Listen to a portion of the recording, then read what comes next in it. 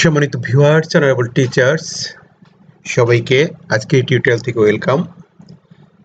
I think all of you are well. I am also well. So let us start our video. আজকের এই ভিডিওতে মূলত আমরা যেটা আলোচনা করব সেটা হচ্ছে ছোট্ট একটি বিষয়, খুব ইন্টারেস্টিং। সেটা হচ্ছে টেবিল ব্রেকিং। টেবিল ব্রেকিং বিষয়টা কি সেটি আমরা আগে একটু দেখব। আমরা এখানে একটা টেবিল দেখতে পাচ্ছি এবং এই টেবিলটা আমরা যদি এভাবে দেখি তাহলে এই টেবিলটা কিন্তু একটা টেবিল, এখানে একটা টেবিল এবং প্রত্যেকটা সেল এখানে একভাবে আছে, অর্থাৎ এখানে একটা টেবিল। কিন্তু আমরা যদি এইটা দেখি, এইটার প্রত্যেকটা অংশ কিন্তু আলাদা আলাদা, অর্থাৎ এই টেবিলটাকে ব্রেক করা হয়েছে। ঠিক আছে, এই টেবিলটাকে এখান থেকে ব্রেক করা হয়েছে। তাহলে এই কাজটা আমরা কিভাবে করলাম? এই কাজটার নামই হচ্ছে টেবিল ব্রেকিং। তাহলে আমরা এটি দেখানোর জন্য আমরা শুরুতে একটি ব্ল্যাঙ্ক স্লাইড নিয়ে নিই। এই ব্ল্যাঙ্ক স্লাইডে আমরা একটা টেবিল নিয়ে আসব। টেবিল আনার জন্য আমি যাব কোথায়? ইনসার্ট। ইনসার্ট থেকে টেবিল, টেবিল থেকে আমরা যে কোনো একটা টেবিল এখানে নিয়ে আসলাম। ঠিক আছে, এই টেবিল এনে আমি এর হেডার রো এবং ব্যান্ডেড রো এটাকে চেক করে দিলাম এবং আমরা এখান থেকে এর কালারটা একটু চেঞ্জ করে নেই। আমরা এই কালারটা দিয়ে দিলাম। ঠিক আছে, এরকম একটি কালার দিয়ে দিলাম এবং একই সাথে সাথে আমরা রো এবং কলামের যে হাইট এবং ওয়েট সেটাকে একটু বাড়িয়ে নেই।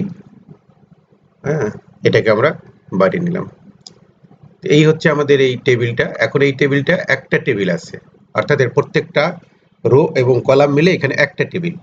এই টেবিলটাকে আমরা কিভাবে ব্রেক করব, কিভাবে আমরা ভেঙে প্রত্যেকটা সেলকে আলাদা করে ফেলবো, সেটিকেই মূলত বলছি আমরা টেবিল ব্রেক। ঠিক আছে, সেটিকেই মূলত বলছি আমরা টেবিল ব্রেক। আচ্ছা, তাহলে এই কাজটি করার জন্য এটি খুবই একটি সহজ পদ্ধতি।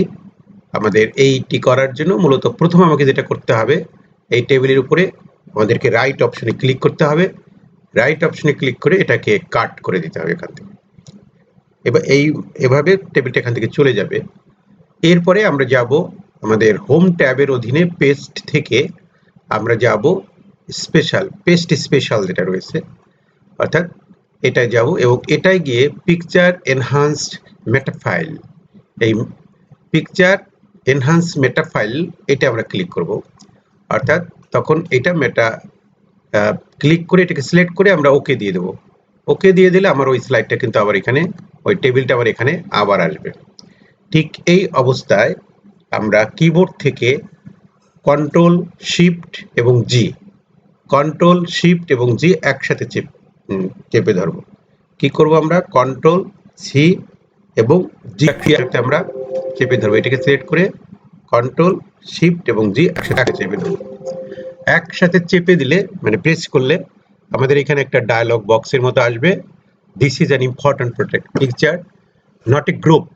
Do you want to convert it to a Microsoft Office drawing object? Yes, আমাদেরকে তখন ইয়েস করে দিতে হবে।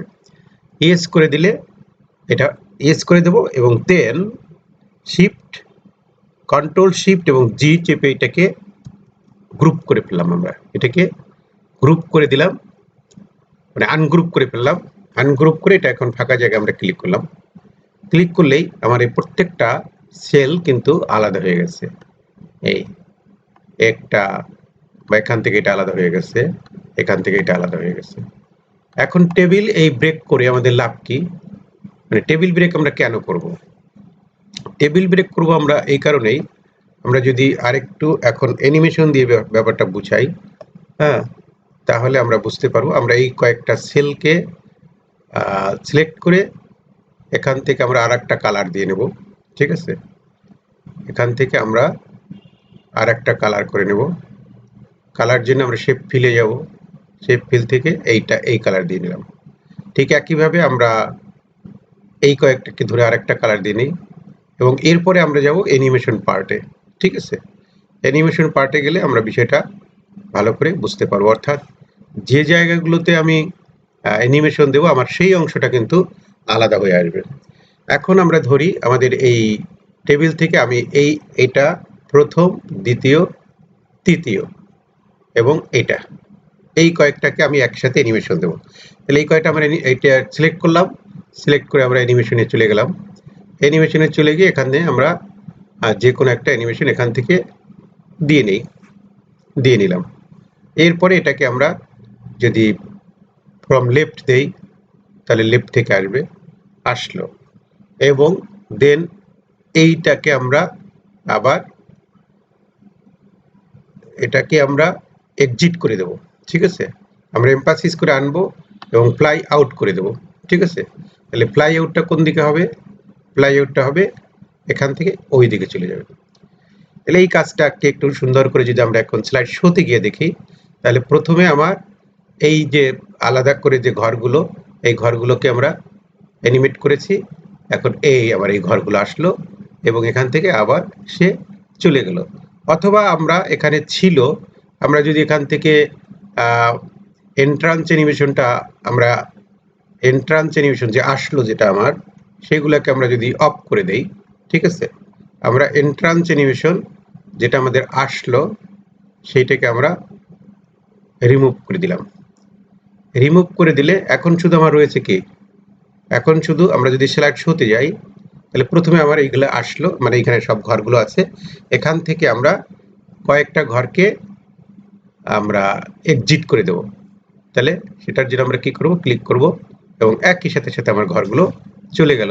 তাহলে এইভাবে আমরা অ্যানিমেশন পার্টে এখানে কোনো একটা নির্দিষ্ট সেলকে এমফাসাইজ করার জন্য বা এক্সিট করার জন্য বা কোনো একটা সেলকে এন্ট্রান্স করানোর জন্য আমরা কিন্তু এই কাজটা আমরা করতে পারি এবং সেই কারণেই আমাদের কিন্তু এই টেবিল ব্রেকের বিষয়টি কাজে লাগে।